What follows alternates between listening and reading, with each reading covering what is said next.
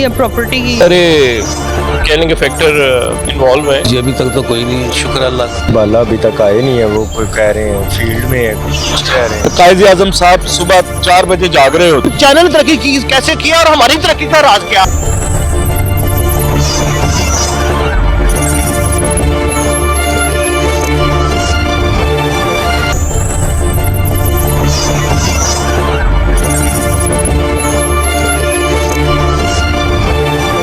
अस्सलाम वालेकुम नाजरीन, मैं हूं आपका होस्ट और आपका दोस्त सईद अब्बास और आप देख रहे हैं सोशल न्यूज़ 23। आज हम एलडीए के ऑफिस में मौजूद हैं। यहां पे बहुत सारे लोग आए हुए हैं अपने काम करवाने के लिए। आज हम इनसे बात करेंगे कि इनको एलडीए में कोई मसले मसाइल तो नहीं होते और बगैर किसी इजाफी खर्चे के सारे काम आप लोगों के इजीली होते हैं, कोई परेशानी तो नहीं है। तो आइए हम कुछ लोगों से आपकी कोशिश करते हैं कि बात करवाएंगे। शकील साहब, आप क्या करवाने आए हैं यहाँ पे? ट्रांसफर कराने आए हैं। अच्छा, ट्रांसफर में कोई परेशानी है आपका, कोई मसला मसाइल तो नहीं है सर? नहीं जी अभी तक तो कोई नहीं, शुक्र अल्लाह का। अच्छा, इजाफी कोई चार्जेस, कोई पैसे मांगे गए हो आपसे? नहीं जी अभी तक तो कोई नहीं। कोई ऐसा मसला नहीं, नहीं यानी जी। इसका मकसद है कि एलडीए में विदाउट किसी एनी चार्जेस के जी। काम हो रहा है। जी इंशाल्लाह। चलिए माशाल्लाह जी, बहुत अच्छा। अस्सलाम वालेकुम सर। वालेकुम सलाम। क्या नाम है सर आपका? फर्रुख नाम है मेरा। फारूक साहब, क्या करवाने आए हैं एलडीए में आप? हमारी एक शॉप सील हो गई है, जी, जी। वो डीसील करवाने आए हैं। अच्छा, वो खैरियत थी, क्यों सील हुई है, किस रीजन के तहत? वो रीजन तो बताई नहीं इन्होंने, अच्छा तो बस सील कर दी पूरी मार्केट ही। अच्छा। तो उसके बाद अभी आए हैं, तो अभी भी वो अफसरान बाला अभी तक आए नहीं है, वो कोई कह रहे हैं फील्ड में है, कोई कुछ कह रहे हैं। तो बस अभी तो ख्वार ही हो रहे हैं। तो आपसे कोई इजाफी चार्जेस की कोई डिमांड, कोई ऐसी नहीं, चीज़? वो मुलाकात ही नहीं अभी हुई, तो डिमांड का तो बाद की बात है ना। अच्छा, हाँ जी। तो आपको वैसे आपको नहीं पता कि आपकी बिल्डिंग में कोई प्रॉब्लम्स है, क्या रीजन है जिसकी वजह से सील की गई है?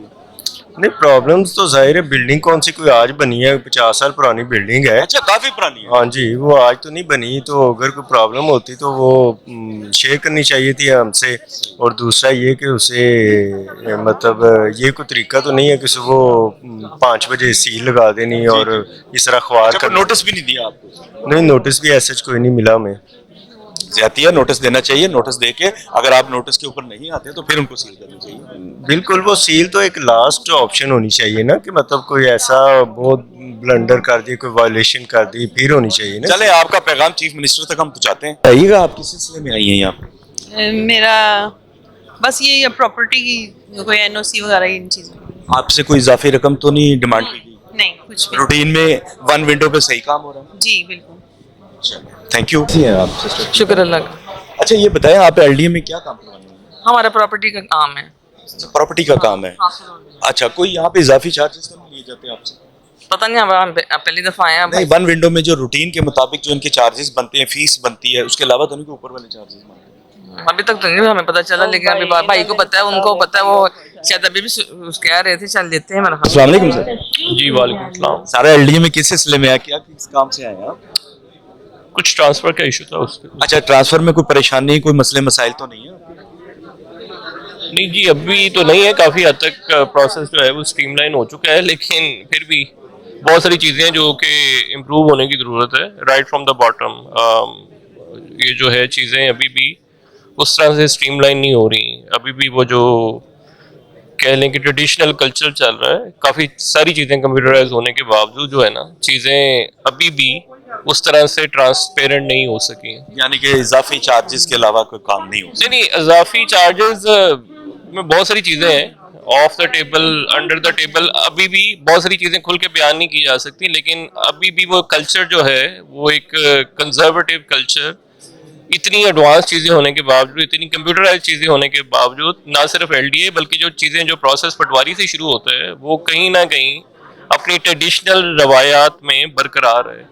वो चीज़ें अभी तक एलिमिनेट नहीं हो सकी और उसमें कहीं ना कहीं बहुत सारे कह लेंगे फैक्टर इन्वॉल्व हैं और कह लेंगे वो आवे का आवा ही जब तक वो प्रॉपर सही तरह से सुधरता नहीं है ना। इतनी देखें आपके सामने इतनी जिद्दत आ गई है हर चीज़ में, लेकिन अभी भी कहीं ना कहीं वो एक ट्रेडिशनल सा, एक जैसे गवर्नमेंट महकमे की बात की जाती है तो एक आम ख्याल आता है, वो यार किधर मैं फंस गया हूँ। तो आपको उस चीज को बाईपास करने के लिए कुछ मेजर्स लेने पड़ते हैं।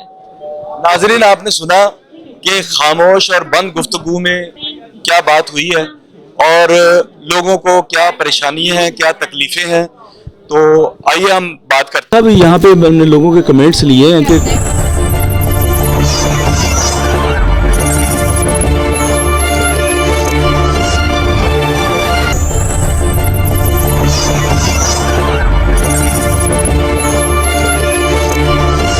नाजरीन, हम बात करवाते हैं, एक बहुत अच्छी शख्सियत है, एलडीए के बाहर ये इस वक्त काम कर रहे हैं, लोगों के डॉक्यूमेंट्स कागजात वगैरह तैयार करते हैं। तो अस्सलाम वालेकुम सर। जी वालेकुम सलाम जनाब। क्या नाम है आपका? जी मोहम्मद बशारत अली। अच्छा बशारत भाई, आप बताएं, आप पहले क्या करते थे और फिर अब क्या कर रहे हैं, और इसके साथ कोई सहाफत से भी आपका कोई तल्लक है? जी, मैं एक समाजी कारकुन हूँ जी, छोटा सा। जी। और मैं नवाबदा नसरुल्लाह खान का पर्सनल सेक्रेटरी रहा हूँ। अच्छा, वेरी गुड, वेरी हाँ नाइस। जी। तो बिजली वेलफेयर फाउंडेशन का चेयरमैन हूँ। एक छोटा अखबार है मेरा, बिजली फ्री वीकली का, मैं चीफ एडिटर हूँ सर। जी मां, और अपने बच्चों का रिज़्क़ हलाल इधर महकमा एलडीए के दफ्तर के बाहर बैठ के लोगों की दरखास्तें वगैरह उनको फर्स्ट एड मालूमात जो हैं जी। वो उनको फराहम करता हूँ जी। तो वो ये मेरा सिलसिला है जी रोजी का। बहुत खूब। कितना अरसा हो गया आपको यहाँ पे आपका? जी मुझे 15-16 साल हो गए जी। कभी किसी लोगों को आपने देखा है यहाँ पे आए हो और वो परेशान हो, अंदर पैसे ना देने की वजह से उनका काम ना होता हो, वो फिर आपके पास रोए पीटे हो आके? वो ये तो जी तकरीबन हमारे हर जगह ही जो तमाम महकमा अक्साइज ले लें आप, बोर्ड ऑफ रेवेन्यू ले लें, ठीक है कि नहीं, बल्कि यहाँ तक कहूँगा कि महकमा इंटीग्रेशन के बाहर जी वो भी ये सिलसिला को जो है ना, ये तो सिलसिला चला आ रहा है। जी ठीक है ना जी, दे ले के काम होने वाला। जी। तो ऐसा सिलसिला नहीं होना चाहिए।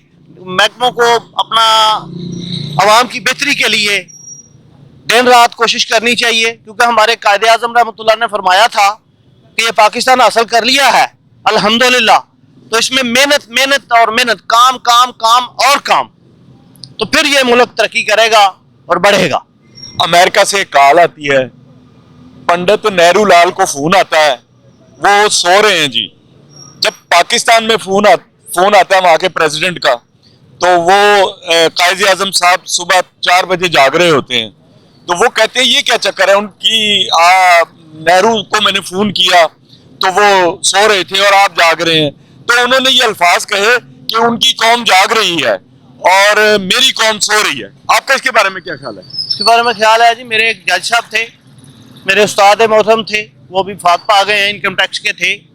वो कहते थे कि जो सोता है वो खोता है और जो खोता है वो खोता है। हाँ, क्या बात है, बहुत। और चाइना ने तरक्की इसलिए की है कि वो राइट टाइम 7:30 बजे ऑफिस ड्यूटी पे बैठ जाते हैं, और जो उनके सीएसपी डीएमजी ग्रुप के आदमी है ना, 21 ग्रेड के अफसर है, उनको एक वीआईपी लग्जरी कोच लेने आती है और राइट 7:30 बजे वो पिक कर लेती है। अगर के 7 बजे से 10 मिनट भी लेट हो ना, तो वो ड्राइवर उनकी एब्सेंट लिख जाता है, उसका केस चलता है।